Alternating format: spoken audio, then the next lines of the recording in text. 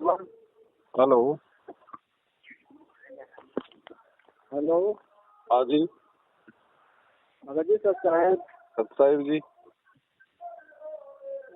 उत्तराखंड हरिद्वार से बोल रहे हैं जी। जी बोलिए। आज पवनदास ही बोलेगा। जी जी। अच्छा ये सर एक समस्या थी हमारी। बताइए। हम जो है सत्सेवा हम जुड़े हुए हैं इनका संगीत का। एक हमारी लड़की है तो छोटी लड़की है और वो मतलब जगत से थोड़ा सा वो कर लिया फोन फान कर रही है इसको। अच्छा। तो इसके बारे में पूछ रहे थे क्या उपाय करें, इसका उपाय है? लड़के ने उपदेश ले रखा क्या? हाँ लड़की ने ले रखा था। जो रहे सब अपने हम घर में। अच्छा, उम्र कितनी है? उम्र तो उसकी 19 साल की। अच्छा अच्छा, तो थोड़ा प्यार प्रेम से समझाओ भगत जी, थोड़ा अगर समझती है ना, थोड़ा प्यार प्रेम से समझाओ कि भाई अगर तेरे को अगर उसके साथ भी शादी करनी है तो बेटा नुके थोड़ा परमात्मा को आने दे एक बार। गुरुजी साल 2 साल में आ जाते हैं, गुरुजी से आशीर्वाद लेके नुके फिर देखेंगे।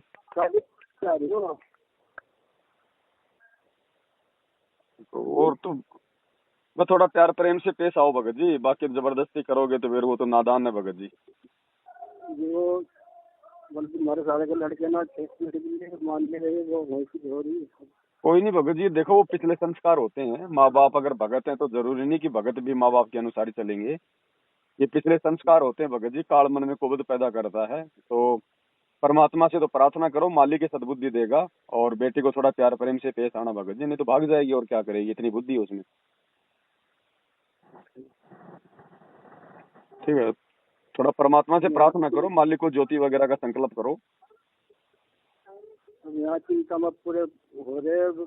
चिंता नहीं करनी भगत जी, चिंता नहीं करनी। देखो जो होना है वो तो होगा, उसको तो आप लोग रोक नहीं सकते।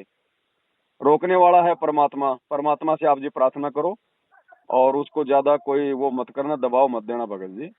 समझा दो उसको कि बेटे देख मैं तो शादी करूंगा नहीं जब तक गुरुजी नहीं आएंगे तब तक, और तेरी मर्जी, तेरे को जो करना तू कर सकती है, मेरी तरफ से छूट है, लेकिन फिर इस घर में कदम मत रखना। फिर साफ साफ बोलो भगत जी, घबराओ मत।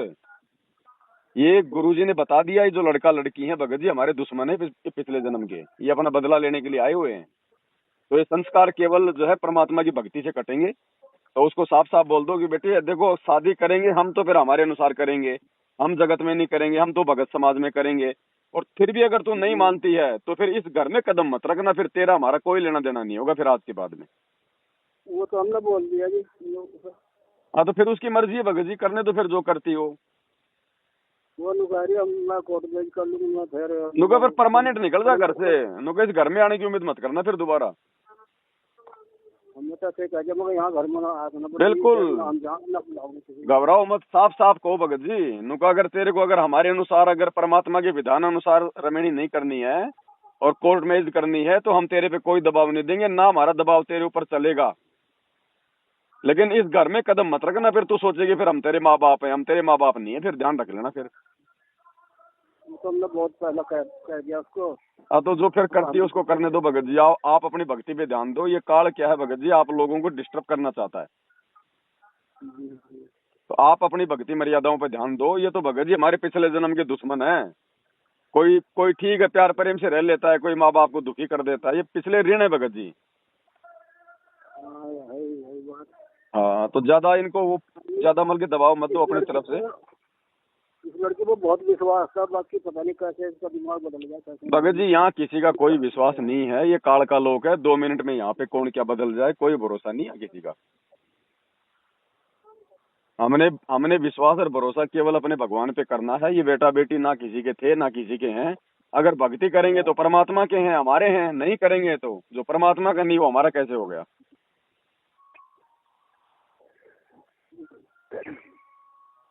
तो आप ज्यादा टेंशन ना लो भगत जी, उसने जो करना है उसको करने दो। वो कोई बालक नहीं है, अभी 18-20 साल की हो रही है, सब कुछ जान सकती है, समझ सकती है, फिर भी वो कर रही है ना।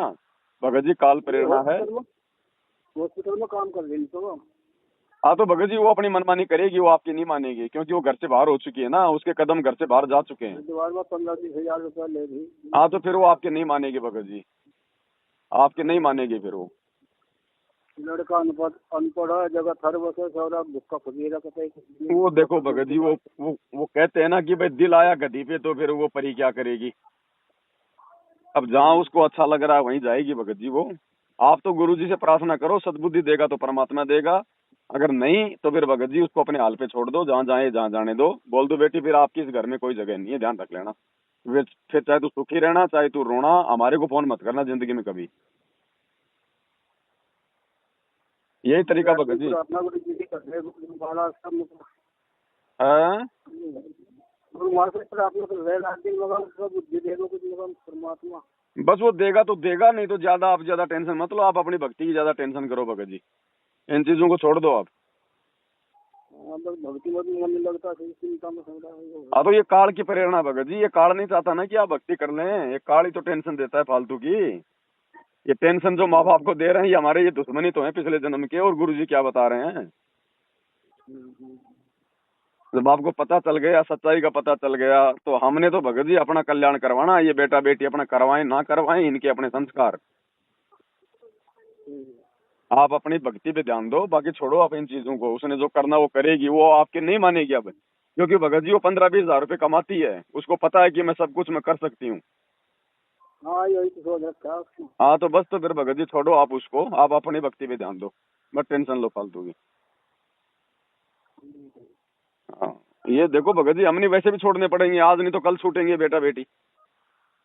अब जो ज्ञान आधार से छोड़ देगा तो उसको तकलीफ नहीं होगी फिर।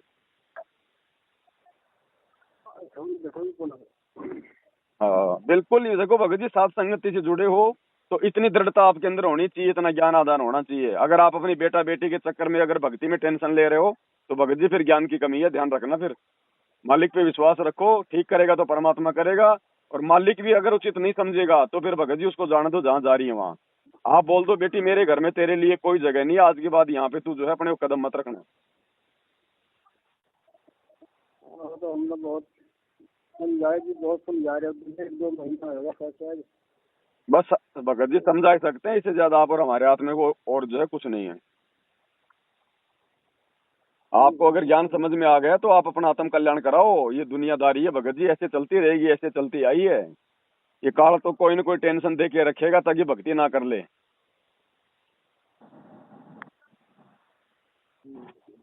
ठीक है, ठीक है। सत्ता है। अच्छा है।